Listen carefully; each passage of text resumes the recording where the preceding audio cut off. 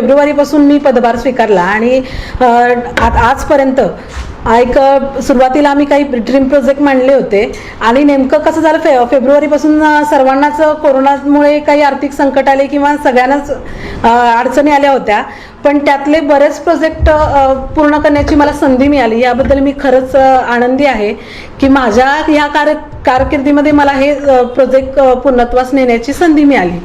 सगळ्यात महत्त्वाचा मुद्दा आणि जीवाभावाचा प्रश्न होता तो KMTतील आपले रिटायरमेंट जे कर्मचारी आहेत त्यांच्या पेमेंट संदर्भातला, कारण बरेच वर्ष तो प्रश्न प्रलंबित आहे. ज्या कर्मचाऱ्यांनी आपलं आयुष्य पूर्ण KMTमध्ये घालवलं त्यांना त्यांच्या कामाच्या मोबदला देणं फार गरजेचं होतं, पण KMTच्या काही आर्थिक अडचणी होत्या त्यामुळे हे शक्य झालं नव्हतं. पहिल्या टप्प्यामध्ये आम्ही तेच काम हाती घेतलं होतं की ह्यांचं पेमेंट कशा भागवता येईल.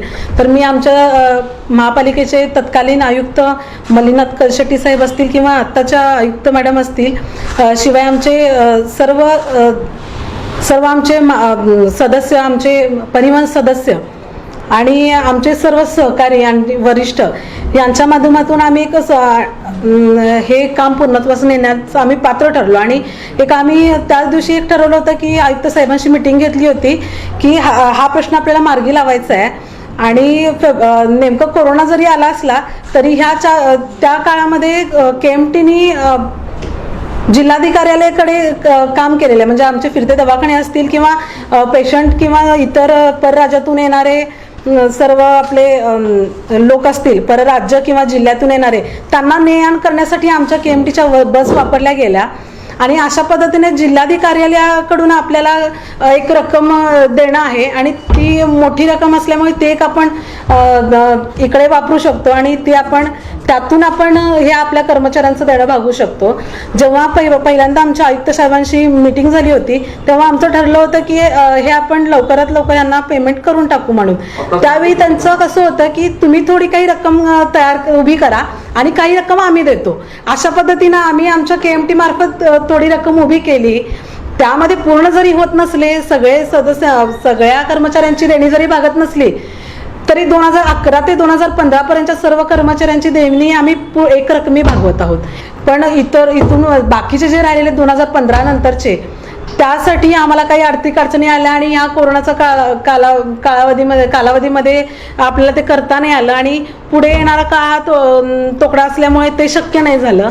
पण एक सदस्य म्हणून मी आहे आणि म्हणजे माझी सदस्य किंवा नगरसेविका म्हणून माझा नेहमीच सपोर्ट राहील की या कर्मचाऱ्यांची देणी कशी भागवता येते. फेब्रुवारीपासून आपण काही प्रोजेक्ट हाती घेतले होते. त्यामध्ये CNGचा महत्त्वाचा मुद्दा होता, ज्यामध्ये प्रदूषण ही कमी होणार आहे आणि इंधन बचतही होणार आहे आणि त्यातून KMTला उत्पन्न होणं म्हणजे त्यातून KMTचं सेव्हिंग होणार आहे. हा एक इन्कम स्रोत KMTसाठी झालेला आहे.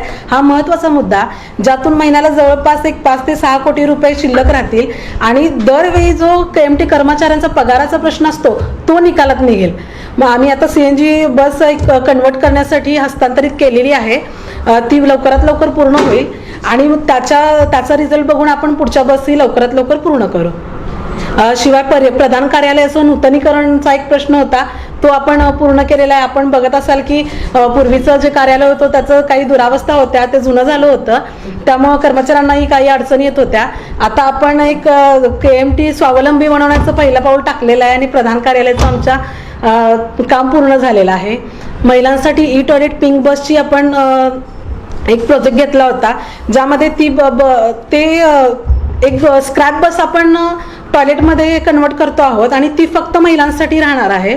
जे 6 सीट असतील त्यामध्ये एका बाजूला टॉयलेट म्हणजे फक्त महिलांसाठी स्वच्छतागृह असेल आणि एका बाजूला स्नॅक सेंटर असेल. स्वच्छतागृहामध्ये त्यांना रेस्टरूमची सोय केलेली आहे आणि शिवाय त्यांना आपण त्यामध्ये सॅनिटरी पॅडची सोय केलेली आहे.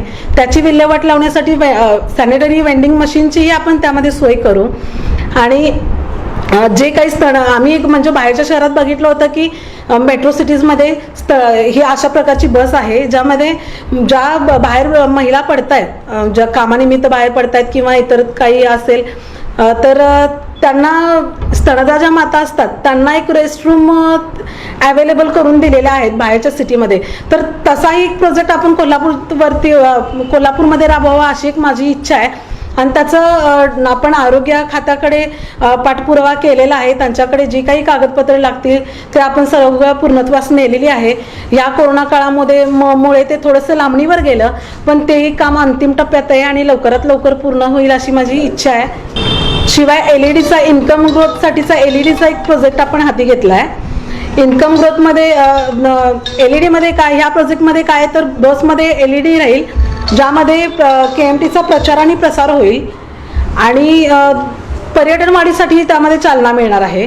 एक विशेष अशी रक्कम आपल्याला त्या कंपनीकडून KMTसाठी मिळेल आणि ह्यातून आपला एक इन्कम होईल आणि शिवाय आपला KMTचा प्रचार प्रसार होईल आणि आपल्या पर्यटन वृद्धीसाठी त्याचा फायदा होईल.